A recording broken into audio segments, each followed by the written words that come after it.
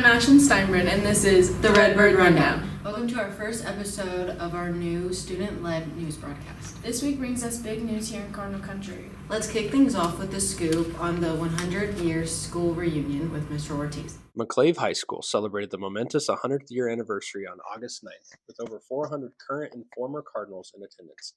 The day began with a water parade hosted by the Hasty McClave Fire Department. Those in attendance were drenched in water from head to toe on a hot summer morning. Following the parade, Kara Leidy was asked to provide an insight on the history of the Red Gym. As we know, the Red Gym will be retired from use when the new school arrives in 2 short years, with plans of complete demolition of the entire building. The Red Gym has a glorious history that was all captured in a documentary which was produced by Kara and Mr. Ortiz. They secured interviews with former and current Cardinals, including 2 legendary McClave coaches in Dale Curley and Dick Peacher, and asked them about the history of McClave School and the legendary Red Gym. It was a great experience for everyone involved, as our interviewees did a fantastic job showcasing the incredible legacy that is, was, and always will be the Red Gym. Before the huge gathering at the park, the entire community headed over to the baseball field.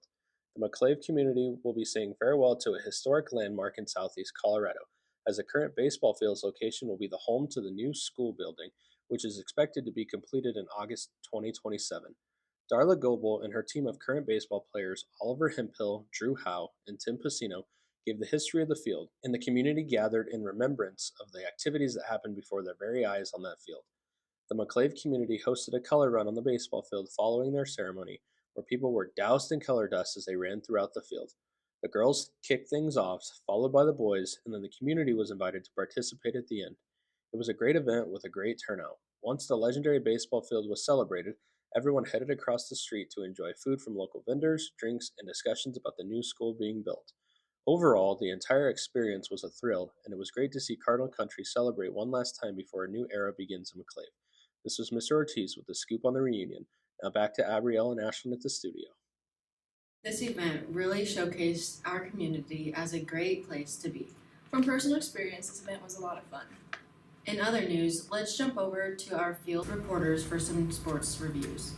First, let's begin on the volleyball court with the defending 1A state volleyball champions. Let's hand the mic over to Kristen for her story on the Lady Cardinals. Up next for the 2025 volleyball season preview, we're interviewing head coach Melissa Steinbrun. Well, I think we have a very good group of girls, some athletic girls, some hardworking girls, and they know what it takes to win. You know, being a state champion is awesome, but that title expires. And so if we want to be able to do that again, we have to be able to prepare and work hard and do all the things that we did last year. These girls really know what it means to do those things inside that gym all the time. And so we just look to keep building on that, come in and prepare ourselves every day for hard work. Comparing one team one year to another is like apples and oranges. They'll never be the team that we had last year. Every group is super special in their own ways.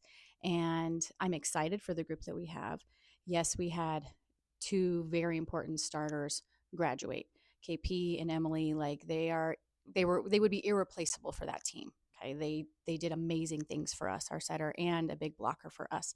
But I'm really confident in the people that we have filling into those roles. Everybody is stepping up and doing what we need them to do. They're finding ways to contribute big on that floor. They know what's important. They know how to compete and together and to support each other. They know how to be good teammates.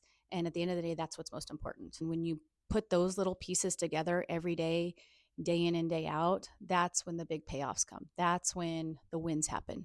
And I think this group of girls knows how to do that.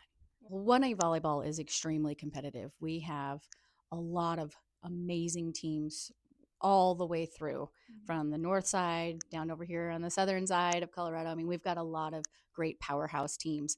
And I mean, our league is one of the most competitive leagues in the state. Last year, the majority of them made the playoffs, and you didn't see a lot of leagues having that situation. Grenada is going to surprise a lot of teams. Eads is still going to be a powerhouse. Like, we still have a lot of great competitors. And looking then down the road, no one's going to see Prairie coming, but Prairie is going to be a competitor. Simla, we have them on our schedule, and that's a good team. That's a well-coached team, and they are going to give everybody grief. And then once you see the postseason, there's always going to be those teams that are just legacy teams. Okay, the Marinos, Fleming is going to be an amazing team. They are going to cause a lot of trouble for a lot of teams this year. So again, we just have to take care of what we've got. Yeah, this should be another exciting season for our girls. Now we will send it over to Nathan Torres on his sit down with Coach Mallard and the Bird Gang. First, we want to win a league title, as usual, start there. And then the next is just getting better every week to prepare us for the playoffs. And then we want to give us a better chance than we had at the end of the last season. Ultimately win a state title because these guys are talented enough to do it. We have a lot of them.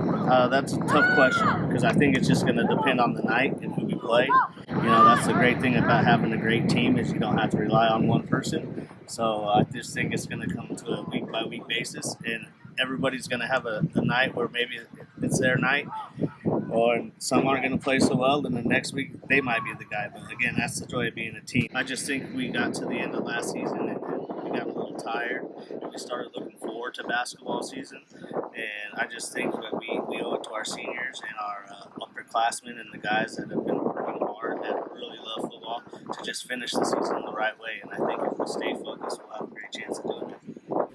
I think these boys are poised to make a deep run this season. I know. I'm excited for the Friday Night Lights. We also have some other students here at McClave participating in sports at different schools. Let's send it over to the field reporters for the final scoop on fall athletics here at McClave High School.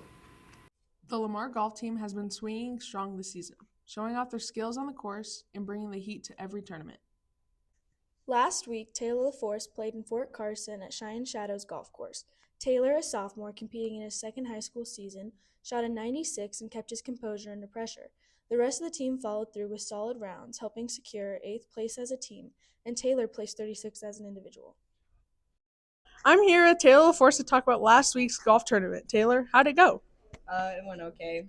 30th place out of 70. What did you shoot? 96. Was this your best or your worst? No, that was bad. The Lamar Thunder cross-country team is preparing for their upcoming season. Their first event will be this Friday afternoon, as they will be traveling to the Norris Event Center, where normally the 3A state championships are held. We had a chance to talk with Miles Northrup about his upcoming season. As a team goal, we really want to get back to state and making a big impact there. But for personal goals, I want to break 17 in our 5K. I want to go around 16, 20, somewhere there. One thing that I really learned from last season is on the start of the race, really just putting yourself in a good position off the start. That really dictates how your whole race is going to go, instead of trying to make up ground later in your 3 miles. If you just put yourself out there and start, it's a lot easier to go from there. My favorite part is definitely our team. We have a really great atmosphere. We all get along with each other, and the vibes on bus rides going to meets, coming back from meets, it's one thing you can't really get anywhere else. Well, for me, easy days consist of 6 miles, 5 to 6 miles, and then some workouts are we do 1,000-meter repeats and hill workouts and stuff like that. The Seco Angels are poised to make another deep run into this year's 3A state softball championships. Last season was the inaugural season for the girls, which is a team comprised of girls from Eads High School, Wiley High School, and McClave High School. The 3 McClave girls that are participating in softball this year are senior Maddie Wirtz, senior Zoe Martinez, and junior Layla Garcia. Although we weren't able to sit down with the girls and have an interview with them, we did have a chance to do a media day, and during that media day, the girls seemed excited for their upcoming season, talking about their plans to reach the state tournament once again. With a lot of good talent around in this area in southeast Colorado, it's going to be really difficult for them to get there. But with the talent that they have, it's definitely possible for those girls to get there. We wish them the best of luck on this season. Well, I think that's all the time we have today. Check us out weekly, as we will have new episodes available every Thursday for the remainder of the school year. Our videos will be available on the MHS Productions YouTube channel, so head over and subscribe to help us spread the word here in Cardinal Country. This is Ash and Abry with the Redbird Rundown. Stay informed and keep slaying.